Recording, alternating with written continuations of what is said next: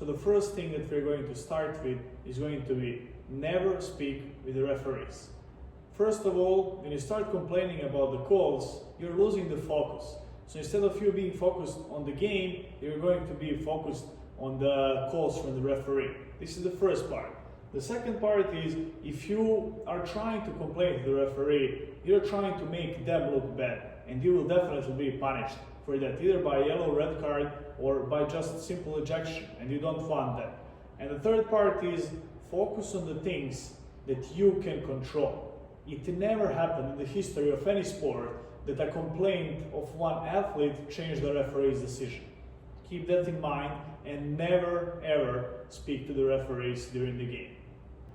Second part is that you should never speak bad to your teammates during the game.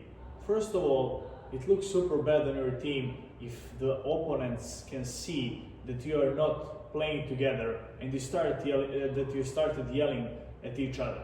The second part is, if you start yelling at your teammate during the game, it's just an impulsive reaction rather than advice to your teammate how to fix something. So basically, you are just being impulsive at the moment and you don't have any goal with it and you're not solving any problem. It's better to go to them after the game and to speak to them about the situation that happened. And the third part, while we're playing the game, our only friends are our coach and our teammates. And that is the only way that we are able to win the game. We have no other solution. So you should never be speaking bad to your teammates during the game. Never. The next important thing is that you should never blame others for whatever happened in the game. You should always take 100% responsibility for your actions. So first of all, even if it is somebody else's fault, it's not your job to give them the constructive feedback. Your coach will do that. And even if it is somebody else's fault, you should still take the ownership that you also made a mistake and you could have done something better. That will help you see a different perspective of the problem, and it will be way easier to play in that way. The second part is that if you start blaming others, it's really fast road to start losing focus on the things that you can control. So, and the third part, you want to have the reputation of a player who is taking responsibility, who is the one who is going to be there in important moments instead of blaming some other teammates because of not giving them a bad pass or anything similar. You should be focused on your goal and you should always take 100% of responsibility for whatever happens in your game. The next thing that I want to speak about is that you should never allow a player to score on you when you have a duel one-on-one.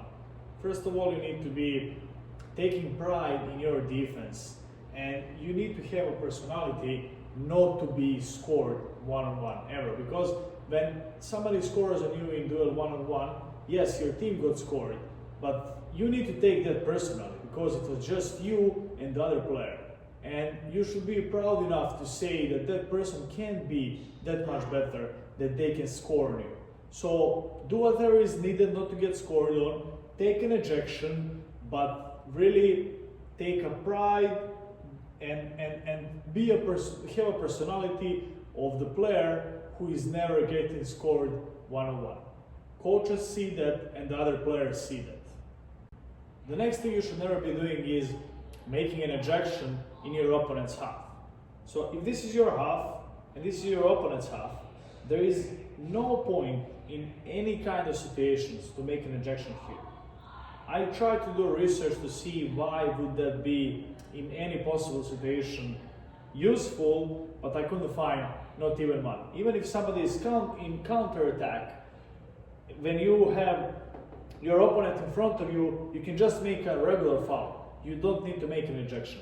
So if you do make an ejection in your opponent's half, it shows the fundamental lack of knowledge in Waterpolo, and again, coaches will see that, so you should really never, in any kind of situation, make an ejection in your opponent's half. The next part is, you should never stay at the same spot for over 3 seconds in offense. When you think about the players that you're guarding and you see that they're not dangerous, it's easy to guard them, you just hold their shoulder, they don't move. You definitely don't want to be this kind of a player in offense. So whenever you find yourself staying in the same spot for 3 seconds max, at that moment you need to either drive or you need to make the two freestyle strokes to the left or to the right and get back to the same position. But you should never be sitting in the same spot for more than 3 seconds.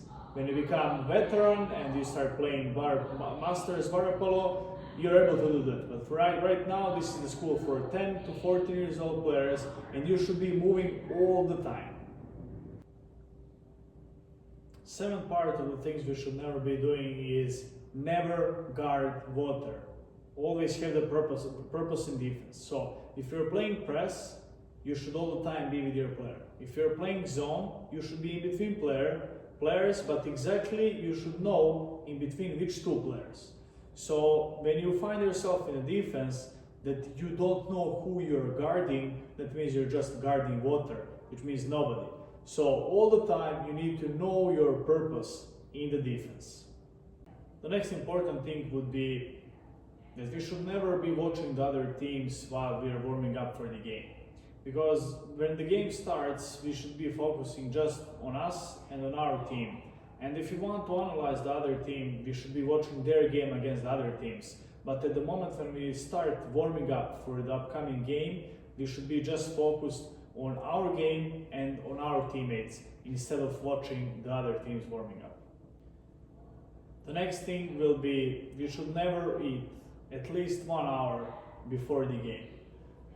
I understand that sometimes the games are close to each other when we have 2 games, but we always have over an hour break in between. And if it is less than an hour, we should eat something really light, because if we eat anything closer to an hour before our game, it will be really hard to play and we will never be able to give 100% into the game. So really important one, give your body time to process the food and then you can jump in the pool. But don't eat at least 1 hour before the game.